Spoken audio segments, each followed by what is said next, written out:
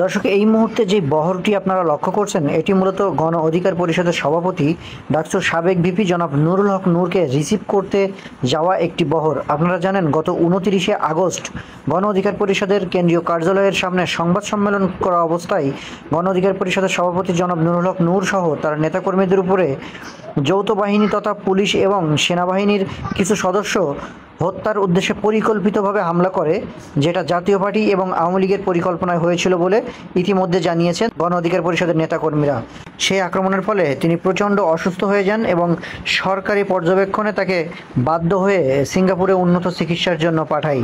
অবশেষে দীর্ঘদিন সিঙ্গাপুরে চিকিৎসা শেষ করে আজ তিনি বাংলাদেশে ফিরেছেন। ঢাকা আন্তর্জাতিক বিমানবন্দরে ল্যান্ড করার পরে গণ অধিকার পরিষদের নেতাকর্মীরা তাকে এভাবে শুভেচ্ছা জানিয়ে ঢাকা আন্তর্জাতিক বিমানবন্দর থেকে গণ অধিকার পরিষদের সভাপতি জনাব নুরুল হক নূরকে এভাবে অভ্যর্থনা জানিয়ে কেন্দ্রীয় পার্টি অফিসের দিকে নিয়ে আসছেন দলের নেতাকর্মীরা।